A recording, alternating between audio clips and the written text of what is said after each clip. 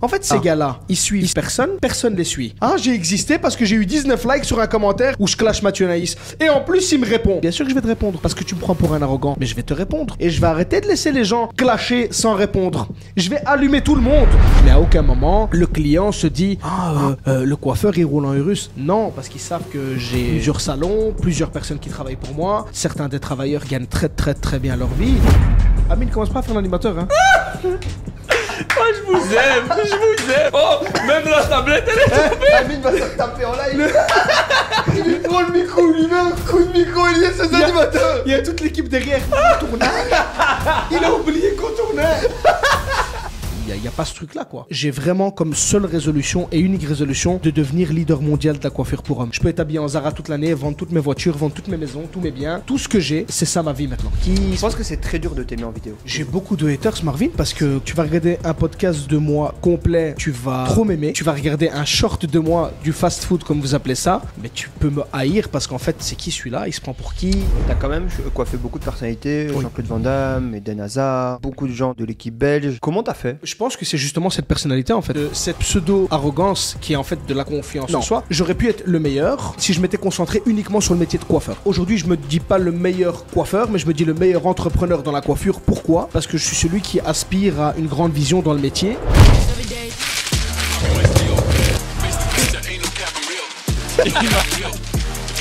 Direction le succès.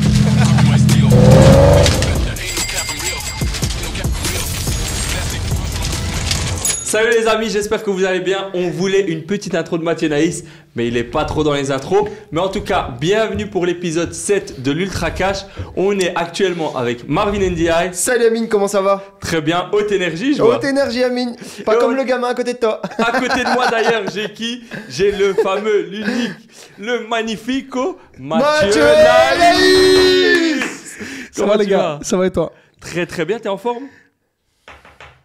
Les amis, comme ça vous savez, Mathieu Naïs, il est là, ça fait 30 minutes, il est venu à l'avance, il fait que crier partout, il est chaud patate. Il a déjà bu la moitié de son verre. Mathieu, tu vois le verre à moitié plein ou à moitié vide? Ben les amis, aujourd'hui, petit récap de l'émission. On va commencer avec notre invité. Il va nous raconter son histoire, on va parler de problématiques qu'il vit actuellement dans son business.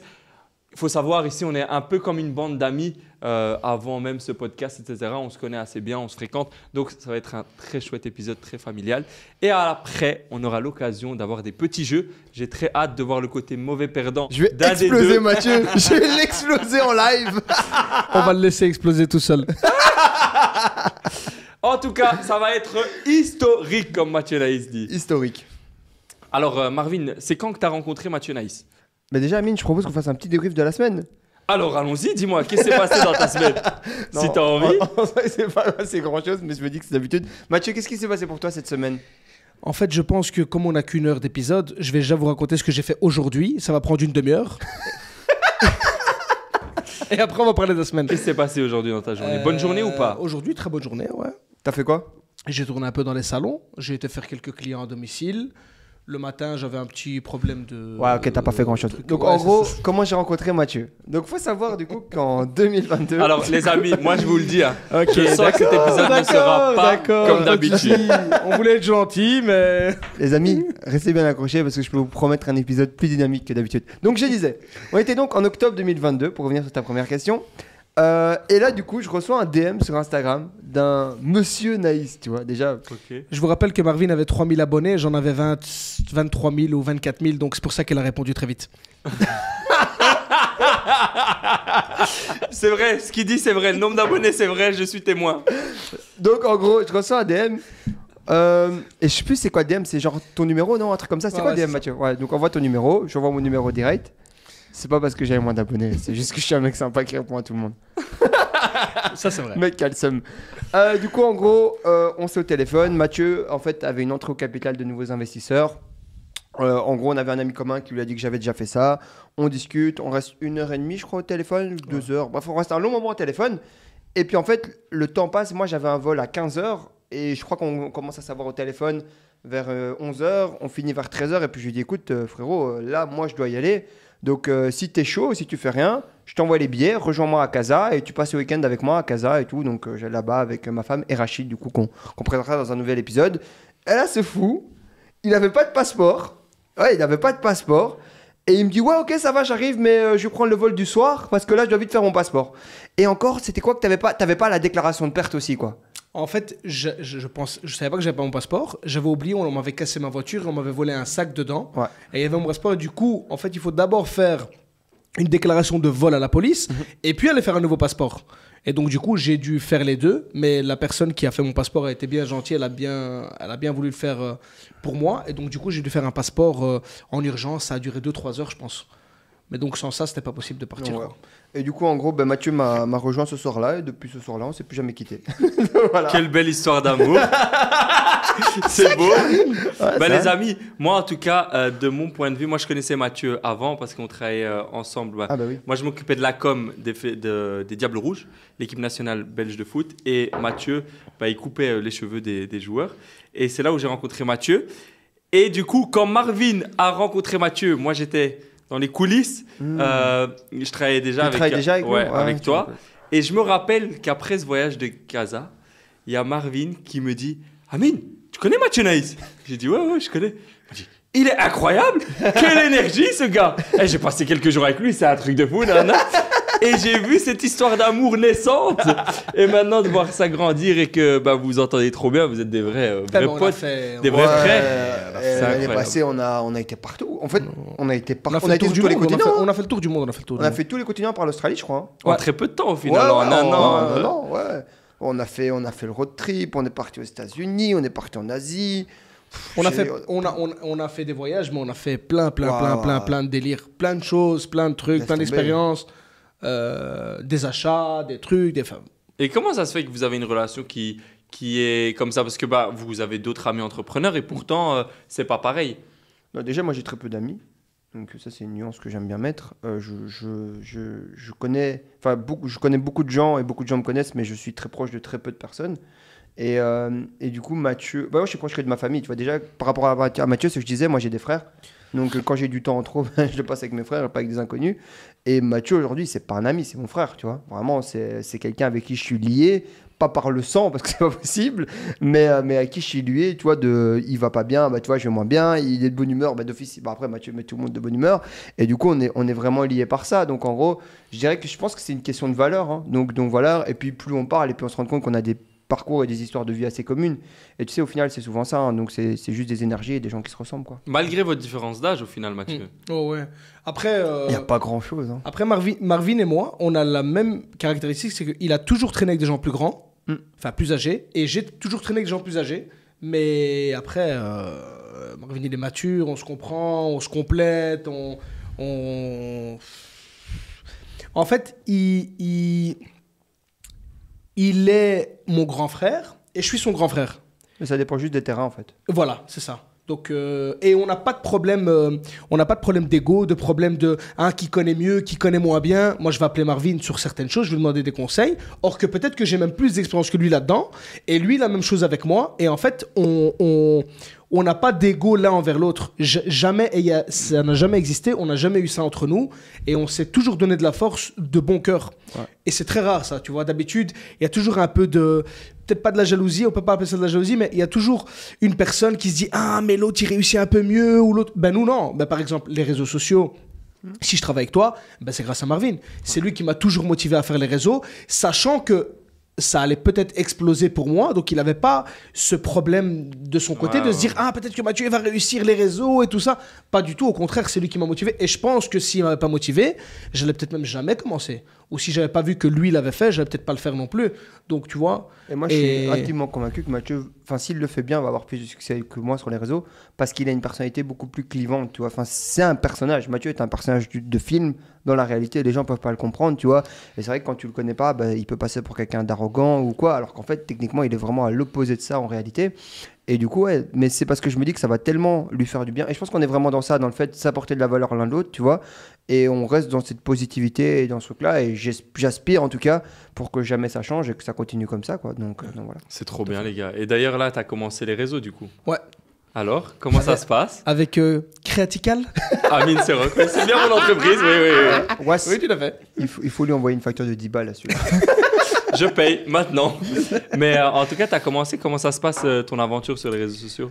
Écoute, ça se passe très très bien au niveau des vues, de nombre d'abonnés, des likes et tout ça. T'as beaucoup de haters quand même, frère. J'ai beaucoup de haters, Marvin, parce que dinguerie, en fait, c'est très bizarre, mais tu vas regarder un podcast de moi complet, tu vas trop m'aimer.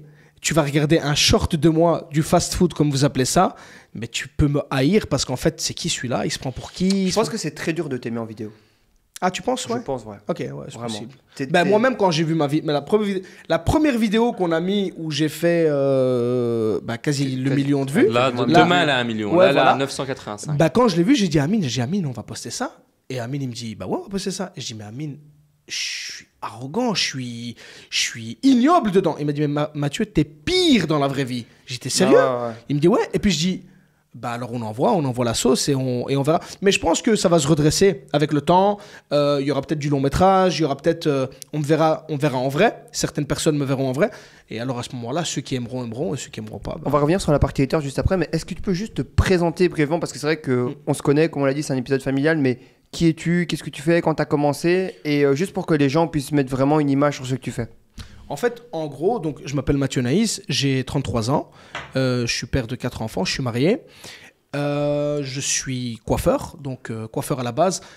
Le mot coiffeur, qui est retenu par beaucoup de haters, c'est un mot qui me plaît pas trop parce que tu peux pas faire ce que j'ai fait et ce que tu as fait en cuisine en étant un simple coiffeur. Moi, je me présente plus comme un entrepreneur dans le métier de la coiffure. Donc, ça veut dire que je me prétends pas être l'entrepreneur du siècle qui sait gérer tous les domaines. Mais en tout cas, dans mon domaine, je suis entrepreneur dans la coiffure. J'ai actuellement 8 salons de coiffure qui sont entièrement à moi. J'ai la franchise de la coiffure qui va arriver. J'ai commencé en 2015 mon premier salon et aujourd'hui on est en 2024 à laquelle on parle, et j'ai 8 salons pour le moment. J'ai un salon qui va ouvrir maintenant en franchise et j'en ai pas mal qui vont ouvrir cette année. Voilà, donc T'as quand même coiffé beaucoup de personnalités, Oui. Jean-Claude Van Damme, Eden Hazard, enfin beaucoup de gens de l'équipe belge. Comment t'as fait? je pense que c'est justement cette personnalité en fait. C'est ce fait de cette pseudo-arrogance qui est en fait de la confiance en soi, qui fait que quand j'allais chez ces personnes-là, après j'enlève rien à la qualité de mon travail, pas du tout, parce que je me prétends être un très très bon coiffeur. Le meilleur, typiquement. Je pense que j'aurais pu largement être... Non, j'aurais pu être le meilleur, sincèrement, si je m'étais concentré uniquement sur le métier de coiffeur. Si j'avais gardé un salon et que j'avais continué à voyager dans le monde, à coiffer les gens, beaucoup de gens auraient pu dire c'est le meilleur. Aujourd'hui, je me dis pas le meilleur coiffeur, mais je me dis le meilleur entrepreneur dans la coiffure. Pourquoi ? Parce que je suis celui qui aspire à une grande vision dans le métier. Mais pourquoi pas meilleur dans la coiffure ? Parce que peut-être à l'heure actuelle à laquelle on parle, peut-être oui, mais tu vas me dire dans 2 ans, certainement que quelqu'un de mes équipes sera meilleur que moi, ou un nouveau jeune qui arrive dans le domaine sera peut-être meilleur que moi. Mais en tout cas, j'ai vite compris que il suffisait pas d'être un bon ou le meilleur coiffeur. Il y a beaucoup de choses qui passent à côté. Le service, le professionnalisme, être à l'heure, toutes des choses qui en fait sont très importantes pour un client, plus importantes que d'être le meilleur coiffeur uniquement. Et là aussi, où par exemple, sur une journée, tu peux gagner plusieurs milliers d'euros en te déplaçant, parce que des fois, tu factures très très cher la prestation. Enfin, quand tu coiffais, en tout cas à l'époque. Là où aujourd'hui, avec tes salons, tu peux faire plusieurs dizaines de milliers d'euros sans rien faire, en fait. Tout à fait, ouais. Depuis 2022, j'ai quasi pas mis les pieds dans mes salons. Ouais. C'est seulement maintenant, depuis cette semaine, justement, la semaine du podcast, que je suis... En fait, pour être très sincère avec vous, je le fais plus pour mes franchisés que pour moi, pour mes salons. Parce que je sais ce dont je suis capable. Je connais mon état d'esprit dans le métier. Je sais que si je vais sur le terrain, ce sera du vrai Mathieu Naïs. Et donc, du coup, revoir ce qui se passe sincèrement sur le terrain, même si je vois tout avec les chiffres, avec les caméras, avec tout ça, c'est pas pareil. Je vais sur le terrain pour justement donner le maximum à mes franchisés. Et je sais que si j'enrichis mes franchisés, je m'enrichirai moi-même. Et donc, pour le coup, tout le monde sera content en utilisant le nom Mathieu Naïs pour son enseigne. C'est tes nouvelles résolutions, c'est ton nouveau challenge, c'est Francis ? Amine, je vais être très honnête avec toi. Depuis qu'on est revenu d'Athènes, donc on est allé à Ultra avec Marvin qui a créé Ultra justement. On est revenu d'Athènes et depuis qu'on est revenu d'Athènes, je n'ai plus comme résolution l'argent, j'ai plus comme résolution les choses matérielles. J'ai vraiment comme seule résolution et unique résolution de devenir leader mondial de la coiffure pour hommes. C'est ma seule résolution. Je peux être habillé en Zara toute l'année, vendre toutes mes voitures, vendre toutes mes maisons, tous mes biens, tout ce que j'ai. C'est ça ma vie maintenant. Après, ce que les gens comprennent pas aussi, c'est que toutes ces choses, tu vois, c'est pour ça que j'essaye de pas trop m'entasser avec ces trucs-là aussi, c'est que c'est une grosse charge d'énergie mentale. Hein. Toi, tu as des trucs partout. La dernière fois, tu as laissé ta montre à combien 30, 50 000 balles là à l'hôtel. Frère, tu l'as oublié encore, tu vois. Donc en gros, et c'est pas la première fois. La dernière fois, tu avais encore oublié ta sacoche avec plein de trucs dedans, tu vois. Mais j'avais oublié une voiture. J'ai une Smart en bas de la rue chez moi à la maison, je l'avais garée. C'était c'est pour ça que tu l'as retrouvé cette Smart. Mais c'est ça, en fait, c'était un des gars qui bossait pour moi. Mais les gars, je suis désolé. Il a oublié sa voiture. Ouais. Mais en fait, comment t'as oublié ta voiture? Non, mais Amine, c'est quand t'as quelques maisons, quelques voitures, quelques montres, quelques trucs, ça va très vite. En fait, tu as une charge mentale. J'ai aussi des enfants, j'ai une femme, j'ai de la famille, on voyage beaucoup, j'ai mes parents. Il y a beaucoup de choses qui rentrent en compte et ton cerveau, à un moment donné, tu peux oublier. La dernière fois, moi j'ai été tout à l'heure à la cuisine, j'avais oublié qu'on avait une classe là-bas aussi. Hein. Ouais, c'est vrai que vous avez. Tu vois, mais j'ai oublié, tu vois. Mais c'est pas de la. Les gars, c'est pas de la. Attention, c'est pas de l'arrogance, c'est pas dire genre moi j'ai oublié une voiture. Non, déjà premièrement, c'est pas j'ai oublié une voiture, c'est juste j'ai oublié. En fait, c'est simple. Je vais réexpliquer l'histoire pour qu'ils comprennent bien. Et Marvin a la même histoire à raconter s'il veut la raconter. J'avais quelqu'un qui travaillait à Wavre, dans le salon de Wavre, qui avait la Smart. Et donc pour le coup, il est tombé en panne sur l'autoroute. Et donc on a fait dépanner la Smart devant chez moi à la maison. Donc du coup, qu'est-ce qui s'est passé? Elle était un peu plus bas dans la rue, mais moi comme cette voiture, ça faisait 1 an et demi que je l'avais pas vue. C'est une voiture qui, entre guillemets, est en société, donc c'est une voiture que je ne vois jamais tourner. Donc moi, au bout de 4 ou 5 jours, je descends la rue, parce que parfois je vais au bureau à pied de chez moi, je marche et je vois la voiture. Et en fait, la clé était dans la boîte aux lettres. Et moi, j'ai oublié parce que je n'ai pas vu cette voiture depuis longtemps. Mais c'est pas que j'oublie mes voitures. Non, c'est pas ça. C'est juste que j'ai oublié qu'on avait déposé la voiture là et qu'il fallait la déposer au contrôle technique. Et donc, du coup, c'est comme ça que je me suis dit, ah ouais, cette voiture. Et j'ai appelé, du coup, la personne et j'ai réglé, quoi. Et pareil pour Marvin, je pense que c'était un salarié, qui avait la voiture et que j'ai oublié, quoi. Voilà. Mais en fait, c'est vrai que les gens peuvent se dire, mais c'est totalement déconné. Mais quand. En fait, c'est juste pas dans notre ordre de priorité, quoi. C'est juste pas nos priorités, c'est juste qu'il y a des problèmes beaucoup plus urgents et importants. Et en gros, je disais aujourd'hui, tu vois, sur WhatsApp, j'essaye de régler les trucs, mais des gens qui n'ont. En fait, les gens qui me parlent et qui vont pas droit au but en me posant la question, je réponds plus. Parce que je sais pas, en fait. Je sais plus répondre aujourd'hui. J'essaie difficilement utiliser ma charge mentale pour un nouveau truc, quoi, qui est pas important, urgent, quoi. Et est-ce que, par exemple, parce que on était à ce mastermind en Grèce, et il y a notre cher ami Emmanuel qui disait à un moment donné une très belle intervention. Il disait que voilà, maintenant son téléphone, il répond à aucun appel et il réécoute le soir pour voir si c'est intéressant. Si c'est intéressant, il appelle. Mais pour ça va, comment tu vas, qu'est-ce que tu fais, ça c'est pas possible. Est-ce que moi, vous aussi, ça c'est pas possible? Je laisse pas les gens m'envoyer ça va, comment tu vas, qu'est-ce que tu fais, t'es où. Ça me rend dingue en fait. J'ai d'autres choses à faire. T'as envie de me dire ça va, entre 5h et 18h, ne m'envoie pas ça va. Moi, mes équipes, quand ils m'envoient ça va, ça m'énerve. Tu vois, va droit au but, on est au travail, on est en train de discuter travail, va droit au but. Et je sais que de nouveau, les gens qui vont regarder la vidéo, ouais, mais il se prend, mais je sais pas quoi. J'en ai rien à foutre de ce qu'ils pensent les gens, parce qu'ils ne sont pas dans ma vie, ils comprennent pas ce que c'est avoir ma vie. Tu sais, je suis au téléphone avec l'architecte pour le franchisé qu'on va ouvrir, j'ai failli dire l'endroit. Je suis avec l'architecte. Pendant que je suis avec lui au téléphone, j'ai ma femme qui m'appelle, je réponds parce qu'elle était avec mon fils chez le pédiatre. Au moment où je suis occupé j'ai ma secrétaire qui m'appelle parce qu'il y a le gars qui doit venir régler l'ERCO en bas. C'est pas à moi de régler ça, mais la personne ne répond pas, donc on m'appelle moi. Je suis avec elle au téléphone, je vois un mail du gars qui a préparé le flyer pour le nouveau salon qui va truc. Je regarde le flyer, je reçois 2 WhatsApp en même temps d'un client. Mais si tu commences à répondre à tout le monde tout de suite directement... Mais en fait, tu travailles plus. Tu passes ta journée à regarder Instagram, tes messages, à regarder tes WhatsApp, tes appels, et au final, tu as regardé à la fin de la journée, tu n'as pas travaillé en fait. Ouais. Tu n'as rien fait de productif. Donc moi aujourd'hui, pourquoi je t'ai dit mon seul et unique focus, c'est d'être leader mondial de la coiffure? Pourquoi? Parce que si tu m'appelles en dehors de mon métier aujourd'hui, je suis avec Marvin au téléphone, tu sais combien on se raccroche dessus? Toute la journée, on se raccroche. Mon frère, j'ai une réunion, désolé, il raccroche. Mon frère, désolé, ouais, je te rappelais, pourquoi on s'était parlé? Je sais plus, mais vas-y, tantôt, ciao. Parce qu'on se comprend. Mais si tu fais ça à quelqu'un, mais il va te railler. Il va se dire, mais c'est un fou ce gars. Tu vois? Et les gens, prennent ça pour de l'arrogance. Pourquoi? Parce que, j'ai pas honte de le dire, malheureusement, c'est un petit pays avec avec des petites mentalités, et les gens visent petit, parce que c'est normal, ils sont dans un petit pays avec des petites mentalités, et donc pour le coup, quand ils voient un peu des spécimens qui vont très vite dans la vie, ils se disent « Mais pourquoi faire? Avec 10 000 € par mois, on est riche, on est bien, pourquoi ils font tout ça ?» Mais en fait, ce qu'ils n'ont pas compris, c'est qu'on n'en a rien à faire de l'argent. En fait, à un moment donné, on a un objectif de vie et c'est une question de principe. On veut y aller et on veut voir jusqu'où on est capable d'aller. Tu vois? Si à 70 ans, Marvin, il se dit « Ah, purée, quand j'avais 27 ans, à un moment, j'ai raté le coche dans un truc et qu'il le regrette, mais désolé, il va pas être heureux. Le but, c'est d'être heureux et d'être en paix. » Eh ben, il y a des gens qui sont heureux en restant à la maison avec leur famille. Il y a des gens qui sont heureux en travaillant très dur. Et il y a des gens qui sont heureux en faisant 5 heures de sport par jour. Mais ne jugez pas les gens qui ont une grande vision. Alors que, tu sais quoi? Tu vas voir les traders là, sur TikTok, là, les 2-3 fatigués là, qui arnaquent les gens. Tu vas voir ces gens-là, qu'est-ce qu'ils vont faire? Ils vont faire une vidéo drôle. Tout le monde va rigoler, frérot, t'es le meilleur, envoie-moi 10 000 €, envoie-moi ça. Et tu vois un Mathieu Naïs qui se casse le dos pour essayer d'arriver à un truc et tout le monde le casse. Tout le monde l'allume dans les commentaires. Ouais, pour qui il se prend, pour qui ci, pour qui ça. Mais après, c'est ce que je disais, parce que du coup, avec ta femme, on fait le travail de filtre. Mais le problème, mec, c'est que t'as beaucoup d'haters. Hein. C'est une dinguerie. Hein.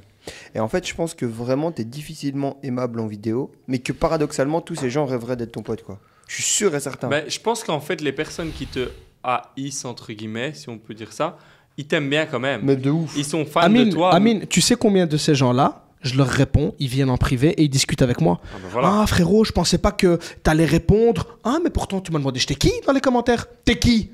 Et dès que t'es qui il te répond, tu viens en privé. Mais en vrai de vrai tu sais très bien qui je suis, tu vois? Je pense aussi qu'il y a un phénomène ça, qui est très lié à Bruxelles, et ça je l'ai remarqué avec toi, mais parce que moi je m'en fous de cette ville ou de n'importe quoi qui se passe dans ce pays d'ailleurs. En gros, les gens ont le seum parce qu'il y a des gens qui ont vu grandir Mathieu en fait, tu vois. Et du coup, il y a des gens qui se disent, mais pour qui il se prend? Moi, je suis là, dans mon petit commerce, ou dans ma petite vie, dans mes petits machins. Et lui, il est là, il vit sa best life, tu vois. Et ça dérange les gens de dingue, quoi. Il y a des gens aujourd'hui, ils attendent juste, avec qui je disais ça, je crois que c'est avec Mathieu, ils attendent juste qu'on tombe, quoi, tu vois. Vous sentez que vous dérangez? En fait, tu le sens pas. Il nous aime bien. Amine, je t'assure, il nous aime bien.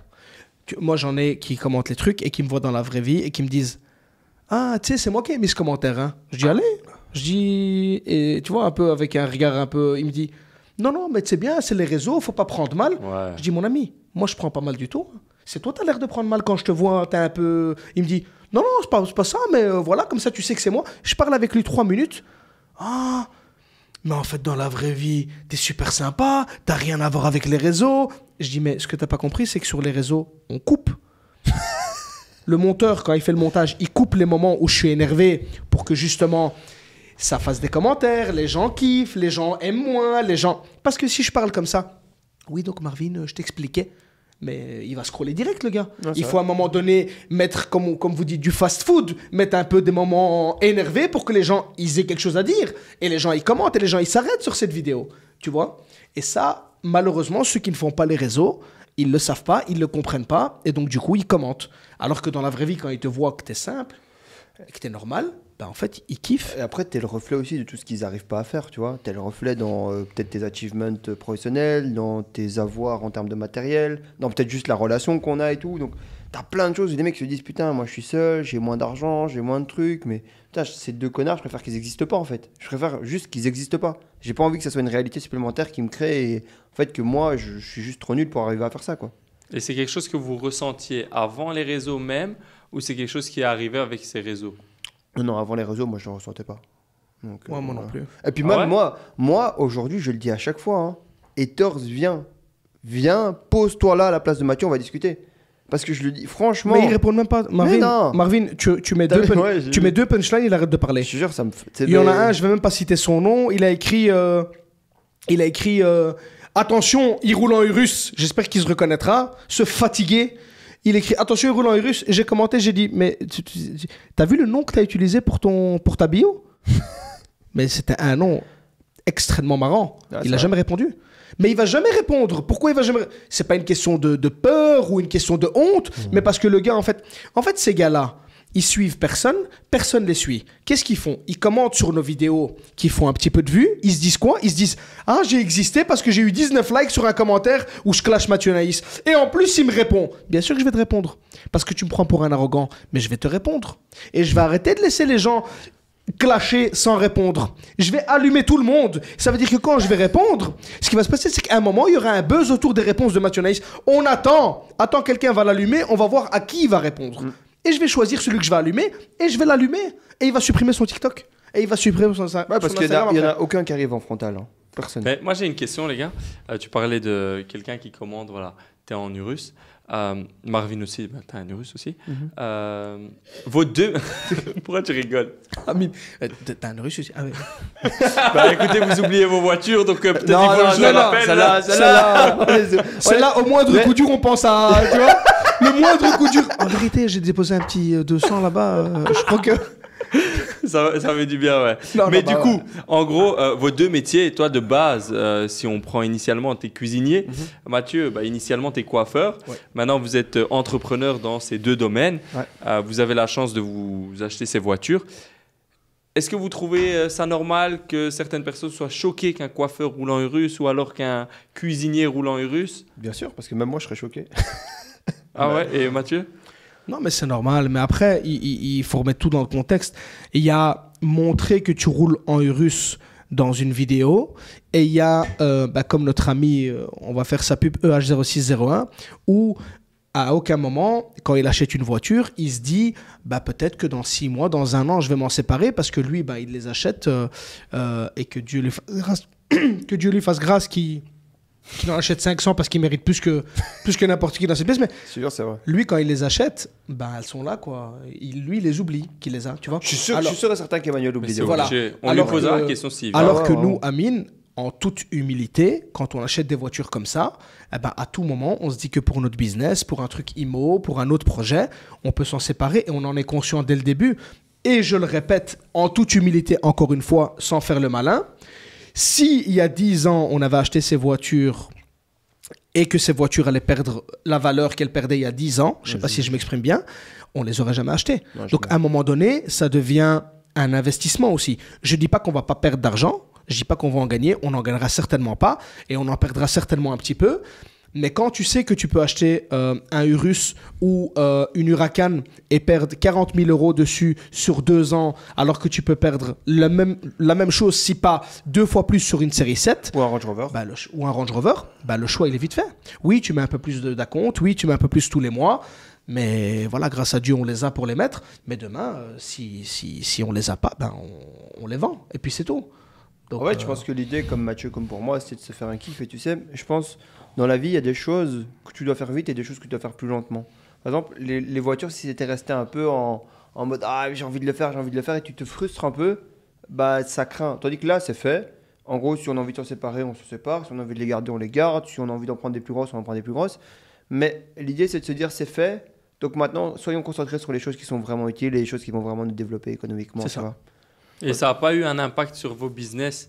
Je parle par exemple pour votre image, un cuisinier qui roule en Urus ou un coiffeur qui roule en Urus. Non, mais Amine, il faut savoir une chose, c'est que Marvin ne cuisine plus depuis longtemps et moi, je coiffe quasi plus les clients dans le salon depuis longtemps. Donc, à aucun moment, mes clients me voient arriver comme un coiffeur et voient arriver Marvin comme un cuisinier. Moi, quand j'arrive, par exemple, au salon où je suis le plus souvent à Louise, quand j'arrive et que je suis avec le Urus, ça peut arriver. Mais j'arrive, je parle avec le responsable 5 minutes, je vois si tout se passe bien, je monte à l'étage, je prends mon matériel ou alors je fais le client que j'ai à faire et je pars. Mais à aucun moment, le client se dit « Ah, le coiffeur, il roule en Urus ». Non, parce qu'ils savent que j'ai plusieurs salons, plusieurs personnes qui travaillent pour moi et certains des travailleurs qui travaillent avec moi gagnent très, très, très bien leur vie. Donc, il n'y a pas ce truc-là, quoi. Il n'y a plus ce truc-là. Quand je travaillais en 2015-2016 et que j'avais, en 2017 et que j'avais un RS3, j'avais ce pressentiment. Les gens, tu voyais que on paye un peu plus cher, on sait pourquoi, tu vois. Mais aujourd'hui, je l'ai plus. Après, la clé de Mathieu aussi, c'est que la coiffure, ça paye très bien. Donc, on est sur des très belles marches, c'est un très joli secteur. Mais là aussi, où les gens ne savent pas, c'est que la plupart des raies commerciaux, ils les possèdent, en fait. Et il a aussi des apparts. Enfin, en gros, c'est un cercle, quoi. C'est-à-dire qu'en gros, oui, Il y a la coiffure qui le paye très bien. Avec ça, il fait des investissements immobiliers qui le payent très, très, très bien aussi, quoi. Donc voilà. Mais sa clé, c'est vraiment la coiffure liée à l'immobilier, quoi. D'ailleurs, j'ai envie d'en parler, Mathieu. On a sauté le petit chapitre parcours, mais comment tu as commencé au tout départ de ta carrière? Et je sais, ben voilà, c'est intéressant de parler de ce côté IMO qui te rapporte une grosse partie de tes revenus également. Bah, comment ça a démarré? On va enfin pouvoir parler de l'argent que ses parents lui ont donné au début pour lancer son premier salon. Alors Mathieu, maintenant que t'es en podcast, tu vas pouvoir nous dire la vérité, petit hypocrite. From scratch, hein bah alors tu m'envoies ce virement, hein. C'est quoi? C'est les commentaires que les gens disent? Ouais, mais c'est normal. Ben, c'est normal parce que mes parents étaient indépendants. Mes parents n'étaient pas des salariés, mais ils étaient des indépendants tout à fait classiques, quoi. Tout à fait classiques. Ils ont toujours eu un commerce et ils gagnaient leur vie. Bah, je pense dans les dernières années, mes parents gagnaient leur vie comme deux bons salariés, quoi. Ils devaient gagner à deux peut-être 4 ou 5 000 euros et ils vivaient très bien comme ça parce qu'ils n'ont jamais vécu au-dessus de leurs moyens. Mais rien à voir avec ce qu'on est occupé à faire, quoi. Et toi, tu as démarré comment? Comment Bah, au tout départ de ta carrière ton premier entrepreneuriale. salon, quoi. Comment ça s'est passé? Bah déjà, j'ai commencé la coiffure à 17 ans. 17 ans, quasi 18 ans, donc j'ai commencé tard. Ben, entre guillemets... 17 ans, ça veut dire quoi? T'es né en 90, toi, Mathieu, non? 90, ouais. Donc t'as commencé en 2007? Quelque chose comme ça, 2008, je pense. 2008. Ok. T'as ouvert ton premier salon 7 ans plus tard, quoi. À 25 ans? C'est ça. Mais à l'époque, t'ouvrais pas comme ça. T'étais pas entrepreneur comme ça. T'ouvrais quand t'avais été responsable dans des grandes maisons, quand t'avais vraiment une belle clientèle, des trucs propres. Ça t'a coûté combien d'ouvrir? Le premier salon, je pense que en haut à Anderlecht m'a coûté 70 000 plus ou moins, 70 000. Et puis en bas, j'ai fait par après, ça m'a coûté aussi quelque chose comme ça. Donc je crois que je suis à 150, 160 en 4 ans. Hein. Quand tu dis en haut, en bas, c'est quoi? Il y a 2 étages à Anderlecht. Et du coup, mais c'était compliqué d'ouvrir les 2 étages. T'as fait quoi? T'as fait un apport personnel? T'as fait un crédit à la banque? Comment ça s'est passé? Le premier salon? Ouais. Aucune banque. Okay. Donc c'était complètement en fonds propres. Okay. J'ai mis tout ce que t'avais, quoi. Tout ce que j'avais depuis que j'avais commencé la coiffure. Il faut savoir aussi que... T'as mis 7 ans d'épargne, quoi, en gros. J'ai mis 7 ans d'épargne, mais Marvin, 7 ans d'épargne où il faut savoir que j'avais un ami, dédicace à lui s'il voit cet épisode, mais je pense pas qu'il le verra. Dédicace, il a dit. Il a raison. C'est tellement saut 2012. Ouais. Bah, c'était en 2005, je crois. En fait, j'ai toujours entrepris sans le savoir. Je crois 2008 ou 2007, on vendait des chaussettes à Gare du Midi. Il avait les Mondeo, là, comme les Viano, mais en Ford. Il avait ça. Moi, j'investissais les chaussettes avec l'argent que je gagnais en coiffure. On remplissait les trucs. On allait chez les Pakistanais en Anvers. On allait à la Gare du Midi dans les cafés. Après les heures de travail, donc de 21h à 3h du matin. On allait faire ça, tu vois. Et le lendemain, tu repartais en coiffure. Mais j'avais pas le choix, je gagnais 300 euros par mois. À l'époque, en première année apprenti, tu gagnais 300 euros par mois. Et j'avais l'essence de ma voiture à payer. J'habitais à Ternat, je devais faire 40 km pour aller au Durgem. Comment tu veux payer ça? J'avais aussi ma femme de maintenant qui était ma copine de l'époque. On vivait avec son argent, en fait. Elle travaillait au Quick à ce moment-là en tant qu'étudiante, mais elle gagnait 12 ou 13 euros de l'heure ou 11 euros de l'heure. Donc, du coup, elle gagnait plus que moi, tu vois. Et tout cette épargne mis de côté, j'ai ouvert le premier salon à Anderlecht. Et après, c'est parti, quoi. Après, mais ça a très, très, très vite décollé. Il faut savoir que... Ouais, t'as beaucoup déjà, le salon, je sais pas, il était déjà comme celui que j'ai vu, plus ou moins. Enfin, c'était déjà... C'est celui-là, il a pas bougé. Il a pas bougé? Non, il a pas donc bougé. t'es déjà dans un quand même assez haut de gamme, quoi. En fait, j'ai été responsable chez Olivier Dashkin. J'ai travaillé dans d'autres grandes maisons aussi. Ah, Olivier. Historique, ça là aussi. Pourquoi historique? C'est private non, joke. non, on va pas en parler, c'était marrant. J'ai travaillé donc pour moi, c'était logique d'ouvrir un salon de ce gabarit-là. Et il faut pas oublier qu'à l'époque, on commençait des salons à 4-5 personnes. À Anderlecht, à un moment, on était 11 à travailler, ce qui aujourd'hui existe quasi plus dans le métier de coiffure. On travaille à 2, 3, 4, 5 dans les salons. Donc tu pouvais très vite être rentable avec un salon comme 5-6 salons de maintenant. Ok. Donc voilà. Et tu faisais déjà de l'immobilier en parallèle, tu vois? Avant mon premier salon, j'avais un appartement que j'avais acheté quand j'avais 18 ans. D'ailleurs, j'avais même pas 18 ans, j'avais 17 ans et 9 mois. Et il fallait attendre que j'ai 18 ans pour le faire signer. Et ça, c'est grâce à mon père, par contre. Parce qu'en fait, j'avais 15 000 euros de côté. Et je voulais m'acheter à l'époque, la CLA, elle venait de sortir. Ah. J'étais amoureux. Je dis, il me faut cette voiture. Et mon père, il m'a dit, ok, envoie-moi l'argent et on va t'acheter ta CLA, on va prendre le reste à la banque. Et en fait, il a pris l'argent, il a appelé son cousin qui est agent immobilier et il lui a dit, trouve un appartement au petit, on va lui faire un apport. Et en fait, c'était l'apport pour l'appartement. Ah. Et en fait, c'est grâce à mon père que j'ai compris l'immobilier comment. L'appartement, en fait, si tu veux, mon père, il a fait un crédit hyper court. Pourquoi ? Pour que, en fait, comme j'étais responsable dans un salon et je gagnais bien ma vie et je vivais chez mes parents, eh ben, qu'est-ce qu'il a fait mon père ? Il s'est dit, celui-là, il a trop d'argent. Je gagnais genre 2500 € par mois. Il s'est dit, celui-là, à l'époque, 2500, c'était comme 4000 de maintenant, tu vois. Mon père, il s'est dit, celui-là, il va commencer à gaspiller son argent, il va faire n'importe quoi. On va lui faire un crédit plus court. Il va payer de sa poche en plus du locataire. Comme ça, il comprend c'est quoi la vie. Et en fait, quelques années plus tard, quand le crédit était terminé, je me souviens plus exactement de combien d'années c'était, je crois que c'était 10 ou 12 ans le crédit. En fait, je me suis réveillé à 27 ans, comme ça, j'ai dit, punaise, le truc, il est payé, c'est le locataire qui l'a payé. Moi, j'ai mis un peu d'argent de ma poche, mais en soi, c'est le locataire qui a quasi tout payé. Je dis, mais en fait, c'est une dinguerie, tu mets un apport, le locataire, il paye et donc, chaque fois que j'avais de l'argent de côté, chaque fois, j'allais à la banque et je faisais l'effet. Donc, je mettais le premier appart en hypothèque. J'ai acheté le deuxième prenait de la valeur, le premier prenait encore plus de valeur et je continuais. Et en fait, je mettais juste l'apport en propre. Et à l'époque où j'ai commencé l'IMO, donc il y a 7 ans, on va dire, où j'ai réellement commencé à débiter fort, les banques prêtaient tout. C'était pas comme maintenant où ils prêtent 70 ou 70% ou 80%. Ils prêtaient tout. Donc, ils prêtaient même les travaux. Donc, ça veut dire que sans mettre de fonds propres, entre guillemets, ou en mettant très peu de fonds propres, tu pouvais très vite être propriétaire. Là, t'as combien si de tu étais biens ? réveillé. J'ai pas mal.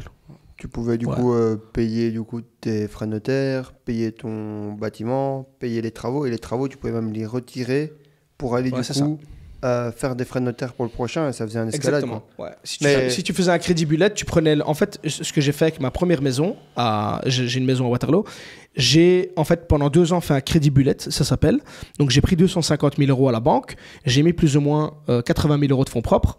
Et en fait, si tu veux, pendant les 2 ans du crédit, tout était pour moi, en fait. Je payais que les intérêts. Donc, du coup, les intérêts, c'était genre 300 balles.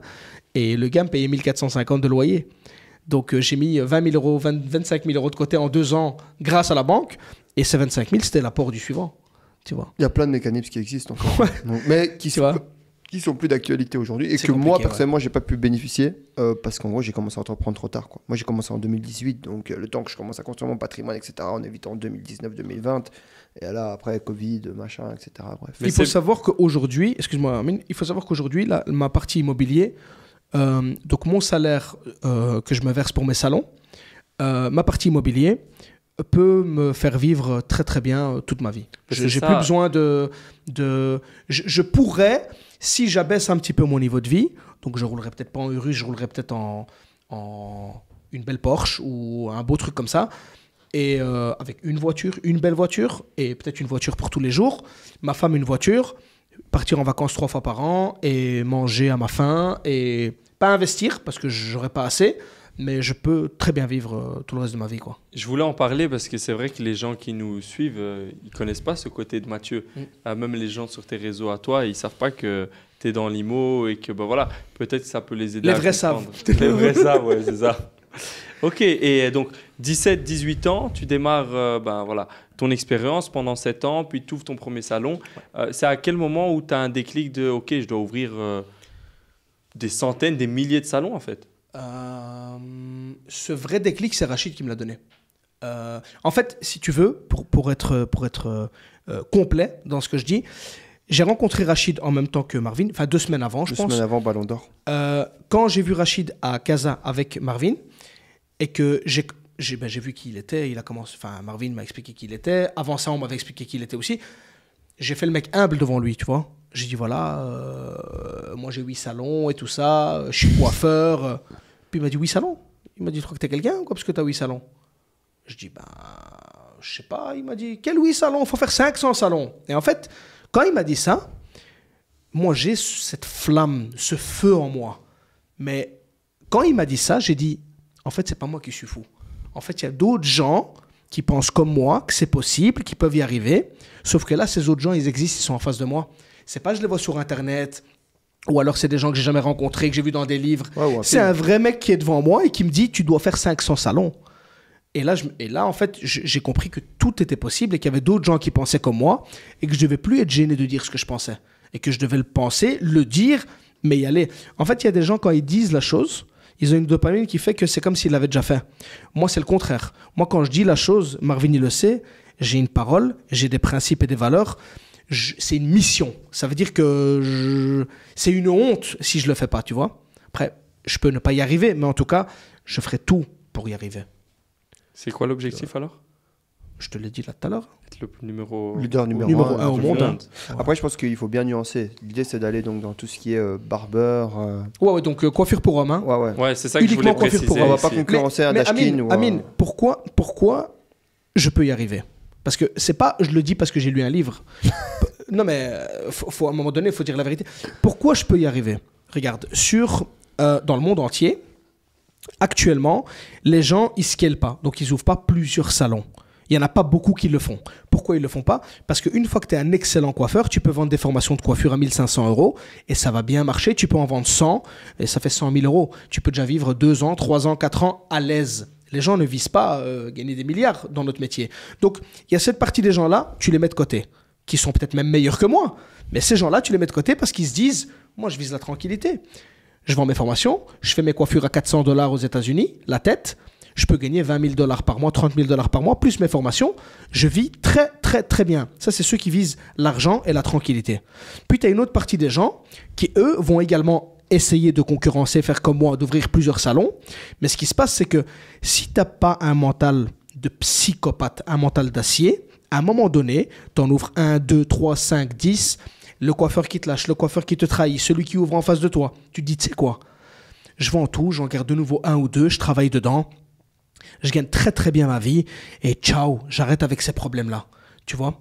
Et puis tu as moi et ceux qui vont faire comme moi, qui vont pas lâcher, qui vont aller jusqu'au bout. Mais maintenant, fais le calcul entre le gars qui vend des formations, fais le calcul entre le gars qui va essayer, qui va pas le faire, et entre le gars qui va rien lâcher jusqu'au bout. Tu sais, on sera combien dans le monde à ne rien lâcher jusqu'au bout? 50. Et je suis très gentil, parce que je parle que de la coiffure pour hommes. On sera peut-être 10, 15. Et sur ces 10, 15, c'est qui le fou qui va aller jusqu'au bout? C'est moi.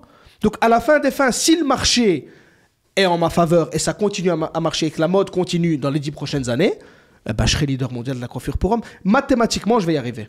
Tu vois? Et aussi, j'ai peut-être vécu des choses, peut-être ces gens-là aussi, mais j'ai peut-être vécu des choses qui font dans la vie que des drames personnels, des choses qui ont fait que je suis la personne que je suis aujourd'hui, qui font que je peux aller plus loin dans la douleur que certaines personnes, beaucoup plus loin. Tu vois, où j'ai pas de problème à, pendant 1 an, ne pas gagner d'argent, 2 ans, ne pas gagner d'argent, et voir Marvin peser 100 millions, mais c'est pas grave. J'ai mon objectif, je vais y arriver, et je vais pas le lâcher. Quitte à peut-être ne pas gagner pendant des années de l'argent, mais je sais qu'à la fin, je vais le faire. Tu vois. Et je sais que je peux rebondir sur un autre domaine demain, et je suis un entrepreneur dans l'âme, je peux acheter et vendre tout ce que tu veux. Donc, important ce que tu dis là. C'est un entrepreneur dans l'âme, hein, Mathieu. Et je pense qu'aussi qu'il y a un truc qui est hyper intéressant avec Mathieu, c'est vrai que quand il le dit comme ça, tu vois, en gros, ça peut paraître encore une fois un peu hautain et tout, mais c'est vrai que franchement, je crois que il doit faire partie des personnes qui, je pense, ont vécu les choses les plus difficiles à vivre en tant que personne, en tant qu'humain. Et c'est vrai qu'il s'en est sorti assez brillamment, et du coup, ça, c'est assez impressionnant. Sujet suivant. Le fait que c'est un entrepreneur dans l'âme, moi, ça, j'ai envie d'en parler, parce que je te vois au quotidien, j'entends des histoires.